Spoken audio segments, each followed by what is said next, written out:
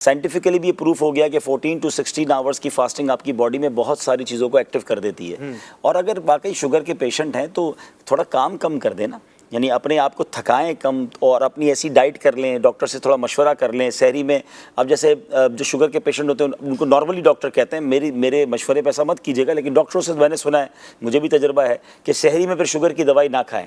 अच्छा, ताकि उससे ये होता है कि शुगर लो ना हो जाए, क्योंकि असल प्रॉब्लम रोज़े वाले को ये होता है, शुगर वाले को ये होता है कि आगे जाके ज़ोहर के बाद या असर के बाद उसकी शुगर लो होने लगती है और अब उसके पास खाने पीने की कोई गुंजाइश नहीं होती है। तो लोग बाज़ औक़ात एहतियात नहीं कर रहे हो तो रोज़ा रखना है तो डॉक्टर से प्रॉपर मशवरा करें, अपनी शुगर बताएं तो डॉक्टर आपकी पूरी दवाई को सेट कर देगा। अच्छा। कि जैसे मुझे कहा कि भाई आप सहरी में ना खाएं दवाई, तो फिर पूरा दिन बड़ा अच्छा गुजरता है तो नहीं खाते। अच्छा, एक दवाई खाना जो है वही आपकी ग्लूकोज जो है, ग्लूकोज जो है आपकी आहिस्ता आहिस्ता जाके इफ्तार तक चल रही होती है, आप पूरा कर लेते हैं। तो इस तरह बंदा चाहे तो रख सकता है, बहाने ना बनाए। रोज़ा ना रखने के नुकसानात हैं, उसमें यकीनन वईदे भी हैं, अजाब की बातें भी हैं, लेकिन जो फ़ज़ाइल हैं उससे महरूमी भी तो बहुत बड़ा नुकसान है। ये खुद नुकसान, कितना बड़ा नुकसान है कि हदीस पाक में आता है कि जन्नत में एक दरवाज़ा है जिसको रैयान कहा जाता है, बाबुर रैयान, और इससे वही दाखिल होंगे कि जिन्होंने रोज़ादार दाखिल होंगे, उनके अलावा कोई भी दाखिल नहीं होगा। तो अब ज़रा सोचे कि जो रोज़े नहीं रखता और क़यामत में रोज़ादार उस दरवाजे से जा रहे होंगे, उसको कितनी महरूमी होगी कि मैं भी रोज़ादार होता तो मैं इसके अंदर से जाता ना। इसी तरह अहादीस में ये भी मज़मून मिलता है कि जिसने रमज़ान का रोज़ा रखा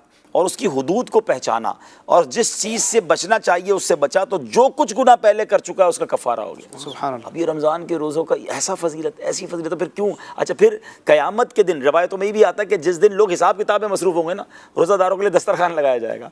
यानी उस डिफ़िकल्ट डे, क्योंकि उन्होंने दुनिया में खाने पीने से रुके होंगे, अल्लाह क़यामत के दिन उनके लिए दस्तरखान लगाकर उन्हें नेमतें खिलाई जाएंगी। अब वो सोचे कि जब लोग हिसाब किताब की लाइन में गर्मी में धक्के खा रहे हों और रोज़ादार दस्तरखान पर क़यामत के दिन बैठे होंगे, तो कितनी हसरत होगी उनको कि जो थोड़ी बीमारी का बहाना बनाकर खामा खाई जनाब रोज़ा नहीं रखते थे। तो एट एनी कॉस्ट कोशिश पूरी करनी चाहिए कि रोज़ा रखें। हाँ, फिर वाकई वर्स कंडीशन हो गई तो जो शरीयत ने इजाज़तें दी हैं उलमाए किराम से मशवरा करके वो फिर अलग।